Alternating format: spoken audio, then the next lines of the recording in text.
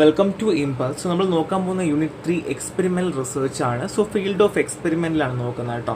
So research എന്ന് വെച്ചാൽ നമ്മൾ 4 ബ്രോഡ്ലി ക്ലാസിഫൈ ചെയ്തിട്ടുണ്ട്: laboratory experiment, field study and survey research. So survey research നമ്മൾ ഓൾറെഡി പറഞ്ഞു. ആൻഡ് ഫീൽഡ് എക്സ്പെരിമെൻറ്റ് അത്രയ്ക്കും പറഞ്ഞിട്ടില്ല എന്നുണ്ടെങ്കിലും എന്നാൽ കുറച്ച് പറഞ്ഞു. ലബോറട്ടറി നമ്മൾ പറഞ്ഞ കാര്യമാണ് അല്ലേ. സോ ഇവിടെ നമ്മൾ എക്സ്പെരിമെൻ്റൽ റിസർച്ചും ഫീൽഡ് എക്സ്പെരിമെൻറ്റും എങ്ങനെയാണ്, അതിൻ്റെ ഡിസൈൻസും ഒക്കെ എങ്ങനെയാണെന്ന് പറയാൻ പോകുന്നത്. സോ എക്സ്പെരിമെൻ്റൽ റിസർച്ചും ഫീൽഡ് എക്സ്പെരിമെൻറ്റും എങ്ങനെയാണെന്ന് പറയാം. So identifying the research problem. So നമുക്കൊരു പ്രോബ്ലം ഉണ്ടെങ്കിൽ നമ്മൾ ആദ്യം ഐഡൻറ്റിഫൈ ചെയ്യണം. ഫസ്റ്റ് സ്റ്റെപ്പ് അങ്ങനെയാണല്ലോ എപ്പോഴും അല്ലേ. സോ നമുക്ക് ഇൻവെസ്റ്റിഗേറ്റേഴ്സിനെ നമുക്ക് ഫോക്കസിലേക്ക് നമ്മൾ എത്തിക്കണം എന്നുള്ളതാണ്. അതായത് എപ്പോഴും ഒരു എക്സ്പെരിമെൻ്റ് എന്ന് പറയുന്നത് ഇങ്ങനെ ഉണ്ടാവുക, നാരോഡായിരിക്കും. ഇവിടെ ആയിരിക്കും നമ്മൾ ഇരിക്കേണ്ടാവുക. നിങ്ങൾ PhD എടുക്കുവാണെങ്കിൽ നിങ്ങൾ ഇങ്ങനെ ഉണ്ടാവും. നിങ്ങൾ ആ ഒരു ഗോളിലേക്ക് എത്താൻ ഇങ്ങനെ കടന്ന് പോകണം. ഈ ഒരു അവസ്ഥയിലായിരിക്കും അല്ലേ. സോ അത് മാത്രമല്ല, നമുക്ക് പ്രിസൈസ് ആയിരിക്കണം. ഓരോ പോയിന്റ് നമുക്ക് മെഷർ ചെയ്യാൻ പറ്റണം. And formulation of hypothesis, positive, null or negative, അതൊക്കെ നമുക്ക് ഇപ്പോൾ എന്താണോ നമുക്ക് പറയാൻ പറ്റില്ല. നമ്മൾ എക്സ്പെരിമെൻറ്റ് എല്ലാ റിസർച്ചും ചെയ്ത് അവസാനം ഫെയിൽ ആവുന്ന ഒരുപാട് ആൾക്കാരുണ്ട്. എനിക്ക് പേഴ്സണലി അറിയുന്ന ആൾക്കാരുണ്ട്. ഓക്കെ. സോ എക്സ്പെരിമെൻ്റൽ റിസർച്ച് എന്ന് പറയുമ്പോൾ അപ്പോൾ നമ്മൾ ഓൾറെഡി എങ്ങനെയാണ് റിസർച്ച് ഐഡൻറ്റിഫൈ ചെയ്യേണ്ടത് ഞാൻ പറഞ്ഞു. ഇനി experimental research so mostly use in scientific discipline like physics, chemistry, biology, മെഡിസിനിലൊക്കെയാണ് ഉപയോഗിക്കുക. So involve manipulating the independent variable and observing the dependent variable. So നമ്മൾ ഇൻഡിപെൻഡൻറ്റ് വേരിയബിളിനെ മാനിപ്പുലേറ്റ് ചെയ്തുകൊണ്ട് ഡിപ്പെൻഡിങ് വേരിയബിളിനെ ഒബ്സർവ് ചെയ്യുന്നു. All extraneous variable are controlled in laboratory setting. ഈ കാര്യം ആർക്കുക, experiment എന്ന് വെച്ചാൽ എല്ലാം ലബോറട്ടറി സെറ്റിംഗ്സ്. ഈ ഒരു കാര്യം നമ്മൾ കൊഗ്നേറ്റീവിലൊക്കെ എപ്പോഴും പറയാറുണ്ട്. റിസർച്ച് നമ്മൾ എപ്പോഴും പറയുന്ന കാര്യമാണ്. സോ സിസ്റ്റമിക് ആയിരിക്കും, സയൻറ്റിഫിക് അപ്രോച്ച് ഉണ്ടായിരിക്കും. സോ ഞാൻ പറഞ്ഞതുപോലെ മാനിപ്പുലേറ്റ് ചെയ്യാം എന്നുള്ളതാണ്. സോ കീ ഫീച്ചേഴ്സ് പറയുവാണെങ്കിൽ 1 or more IVs are manipulated. So other variable are controlled and measurable and the goal is establish clear cause-effective relationship.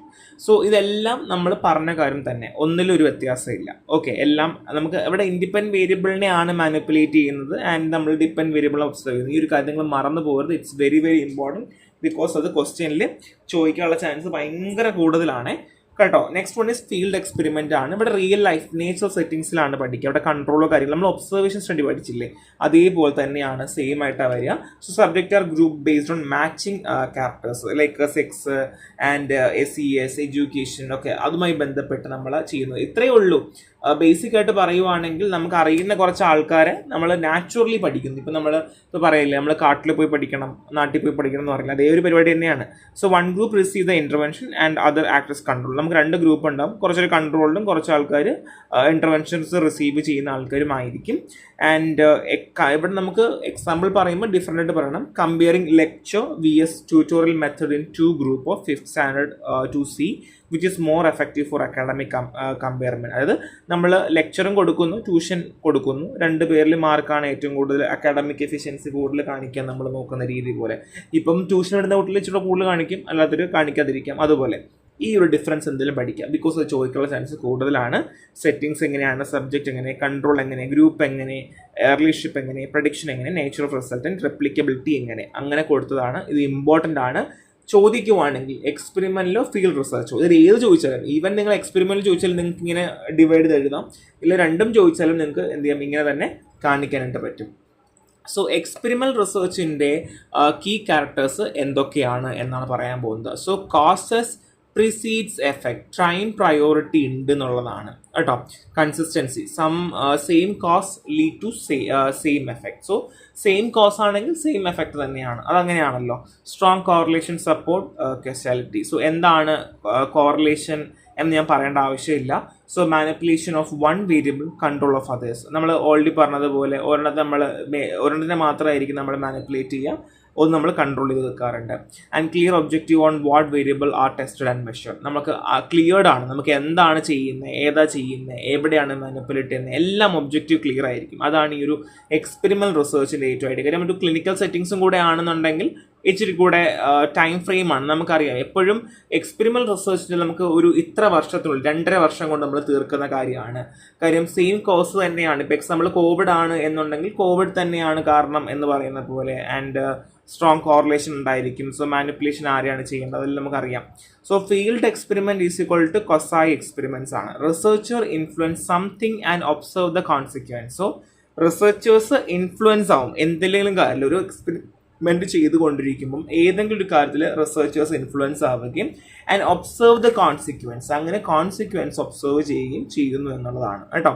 And often used in social science due to ethical or practical reasons. So നമ്മൾ social സയൻസിലും ഇടയ്ക്ക് ഉപയോഗിക്കാറുണ്ട് എന്നുള്ളതേ ഉള്ളൂ. Ethical or practical റീസൺസിൽ നമുക്ക് natural human settings എങ്ങനെയാണ് work ചെയ്യുന്നത് അല്ലെ ഐഡൻറ്റിഫൈ ചെയ്യാൻ നമുക്ക് ഒരുപാട് ഹെൽപ്പ് ചെയ്യാറുണ്ട്.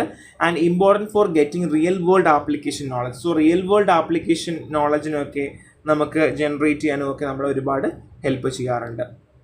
ഇനി objective of research design. So research ഡിസൈനിൻ്റെ ഒബ്ജക്റ്റീവ്സുകൾ എന്തൊക്കെയാണ് എന്നാണ് നമ്മൾ നെക്സ്റ്റ് പറയാൻ പോകുന്നത്. So to answer research questions effectively. So research question നമുക്കറിയാം, ഇന്നതാണ് റിസർച്ച് ക്വസ്റ്റ്യൻ നമുക്കറിയാം, അത് പ്രോപ്പറായിട്ട് നമുക്ക് കിട്ടണം അല്ലേ. ഇപ്പോൾ വാലിഡിറ്റി, ഒബ്സർവബിലിറ്റി, ആക്യുറസി, എക്കണോമി, ഇതെല്ലാം ഒരു റിസർച്ചിനെ സംബന്ധിച്ച് നമ്മൾ എപ്പോഴും വാലിഡേറ്റ് ചെയ്യുന്നൊരു കാര്യമല്ല. നമ്മൾ ഇങ്ങനെ കാര്യങ്ങൾ അത് ഫോക്കസ് ചെയ്യുന്നുണ്ടോ നമ്മൾ നോക്കാറുണ്ട്.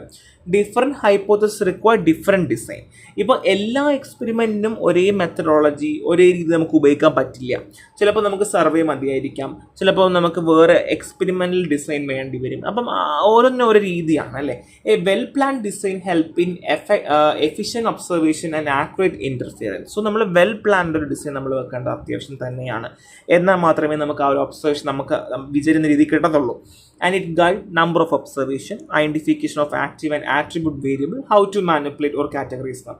ഈവൻ നമ്മൾ അങ്ങനെ വെക്കുമ്പോൾ പോലും നമുക്ക് എങ്ങനെയാണ് ഈ പ്രൊജക്റ്റ് കൊണ്ടുപോകേണ്ടത്, ഏത് രീതിയിലാണ് കൊണ്ടുപോകേണ്ടത് എല്ലാം നമുക്ക് അറിയാൻ പറ്റും. So to control variance in study, principle 1, maximise systematic variance. So should vary enough to detect the influence on D V. So D V എന്താണ്, ഐ വി എന്താണ് നിങ്ങൾ അറിയണം. ഞാൻ ഓൾറെഡി ഇവിടെ ഷോർട്ട് ഫോം കൊടുത്തിട്ടുണ്ട്. I V independent variable, D V ആണെങ്കിൽ dependent variable. അങ്ങനെ ആദ്യമേ കൊടുത്താണെങ്കിൽ ലാസ്റ്റ് പറയരുത് ഐ വി എന്തെന്ന് അറിയില്ല, ഡി വി എന്നൊന്നും പറയരുത്. I V should be very enough to detect the influence of D V. D V എങ്ങനെ ഇൻഫ്ലുവൻസ് ചെയ്യുമെന്ന് നമുക്ക് അറിയാനായിട്ട് പറ്റണം. പ്രിൻസിപ്പിൾ 2, കൺട്രോൾ എക്സ്ട്രോനസ് വേരിയൻസ് ആണ്. Eliminate randomized or include its an independent variable. So eliminate ചെയ്യണം, randomize ചെയ്യണം, or include it an independent variable ആയിട്ടും include ചെയ്യാൻ പറ്റണം.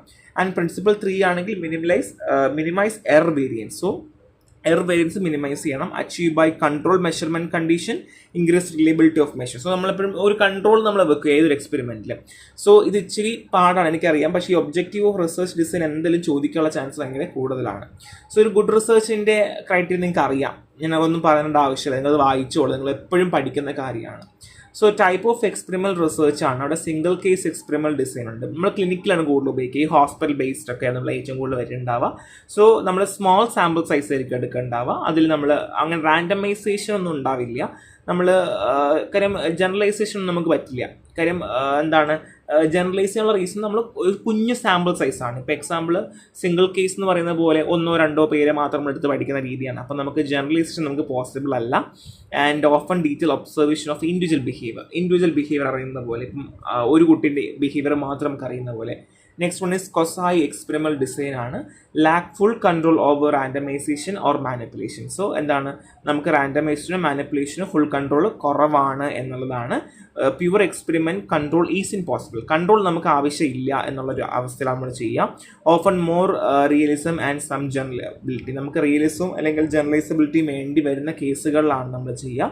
Useful for studying past or complex real world condition. പാസ്റ്റോ അല്ലെങ്കിൽ real world കണ്ടീഷനിലാണ് നമ്മൾ ഏറ്റവും കൂടുതലായിട്ട് ഇത് ഉപയോഗിക്കുന്നത്. ഇനി നമ്മൾ പറയാൻ പോകുന്നത് ട്രൂ എക്സ്പെരിമെൻ്റൽ ഡിസൈൻ ആണ്. നമ്മളിത് ലാബുകളിലാണ് കണ്ടക്ട് ചെയ്യേണ്ടാവുക.